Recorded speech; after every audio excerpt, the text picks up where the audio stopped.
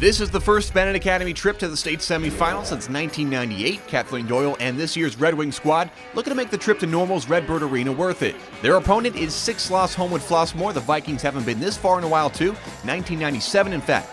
They have something to prove just beyond that. HF was DQ'd from last year's state series because of an IHSA violation. Duke recruit Faith Suggs leads the Vikings with a hair above 15 points per game. Benet goes up 3-0 early on, but Homewood-Flossmoor gets on the board about 70 ticks in. The floater from Bria Stallworth does the trick. Overall, Emily Schrammick has a tough shooting night with a 3 of 14 showing, but here's one of the three makes, 6-2 BA. Halfway through the first, HF just about has it tied up. Stallworth guns for the lead, but the long rebound for Schrammick just leads to a Benet break in transition. Doyle skips to Emily Ashew, 12-9, 1 of 7 dimes for the junior. The Vikings can break a little bit too. Stallworth hops steps in the lane and hands off to Eva Rubin. Emma Lavin gets her on the way up, free throw good to make it 16-14 Wings.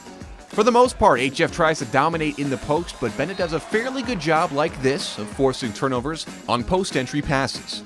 The Vikings take a 1-point lead into the second quarter, and it's there where BA gets a big boost from Emily's sister, Kendall Schrammick. This lay-in comes after a three-pointer, 20-16 Benet. After another 3 from Ashew, things start to break open for BA. Emily Schrammick off on this long too, but Kendall has her back with the theft. Elise Stout beats Suggs to the rim, 25-17. Suggs does her best to keep her team in it, 13 points including this too. Benet still up 9 points though. Under a minute left in the half, HF crawls to within 3. Doyle puts matters into her own hands. She's pummeled on the way up by Suggs. She's fine though. Free throws good too, 35-29. Stallworth puts up a few free throws of her own. That gives the Red Wings only 7 seconds to work with before halftime. That ends up being just enough for Doyle and Ashew, the latter of which caps off a 16-point first half with the triple, 38-31. Stallworth, one of 4 Vikings in double figures. 2 of her 15 come here, 41-36 Benet. BA rolls out a 9-1 run after that, capped off by another Emily Schrammick 3, 8 and 5 rebounds on her night. The lead extends to 57-41, the largest of the game, but HF mounts a comeback. Doyle snags a rebound, but Ariana Dampier steals the ball, makes a layup, and is fouled in the process, 57-44 after 3 quarters. Then the Wings get sloppy. Homewood-Flossmoor scores 11 points off of turnovers in the fourth, including this one. The break is started by Ashley Johnson, and Stallworth does the rest herself. HF only down 57-52 with 6 minutes left. Out of the Joe Kilbride timeout, the Wings can use some breathing room. Katie Jasickas helps provide it. It takes her 3 tries, but she eventually gets a shot to fall. The free throw is no good, but at least it's 60-54, 5 points and 3 blocks for Jasickas. Some more breathing room comes for Benet when HF coach Anthony Smith gets hit with a technical foul. Ashew's already at the line shooting 2 for a personal foul. She gets 2 more shots thanks to the tee. She makes 3 of them, 63-54. Under 30 seconds to play. It's a 4-point game. Lindsay Cox gets a good corner look, but it's no good. Stout takes it in, and she's fouled immediately. She makes it a 6-point game at the line, and that's all the cushion the Wings need. 77-71. BA plays Frem for a state title next. Just 7 losses on the season between the two. All 29 points really counted in this game.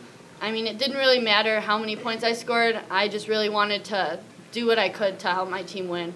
My sister's a 3-point shooter like me, so we shoot together a lot outside of practice, so she can shoot also.